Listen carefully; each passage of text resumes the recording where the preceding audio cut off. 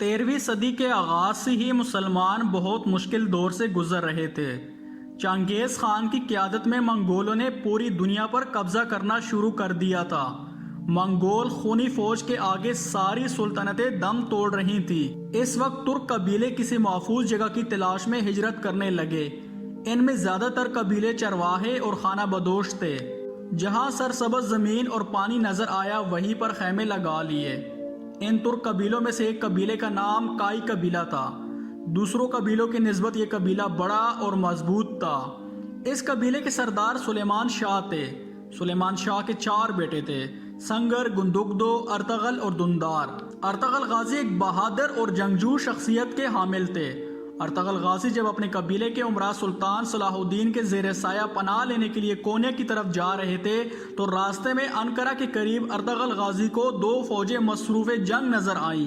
Ertugrul Ghazi کسی فریق سے واقف نہیں تھے۔ ان میں سے ایک فوج کی تعداد بہت کم تھی اور دوسری کی بہت زیادہ۔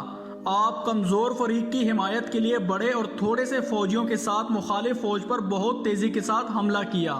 مخالف فوج ڈر گئی اور سمجھی کہ ان کو کہیں سے مدد مل گئی ہے، اور یہ فوج جیتے جیتے ہار مان گئی۔ بعد میں معلوم ہوا ارطغرل غازی نے جس فوج کا ساتھ دیا یہ سلجوقی سلطان صلاح الدین کی فوج تھی۔ سلطان صلاح الدین ارطغرل غازی کی بہادری سے بہت خوش ہوئے اور ان کے قبیلے کو انقرہ کے قریب رہنے کے لیے جگہ دی۔ یہ ایک پہاڑی علاقہ تھا۔ کہا جاتا ہے کہ سلطان صلاح الدین نے یہ جگہ اس لیے کائی قبیلے کو دی تاکہ وہ بسطینیہ کی طرف سے کسی بھی حملے سے بچا جا سکے۔ سلطان نے ان کو اجازت دی کہ سرحد کے ساتھ ساتھ علاقے کو فتح کرے اور ان کو سلطنت میں شامل کرے۔ ارطغرل غازی نے کچھ ہی ٹائم میں ان تمام علاقوں کو فتح کر لیا۔ ان فتوحات کا نتیجہ یہ نکلا کہ باقی بہت سارے ترک قبائل بھی ارطغرل غازی کے ساتھ مل گئے اور انہیں اپنا سردار تسلیم کر لیا۔ اس طرح ارطغرل غازی کی قوت روز بروز بڑھتی گئی۔ 1281 یا پھر 1288 میں ارطغرل غازی نے 90 سال کی عمر میں انتقال کیا۔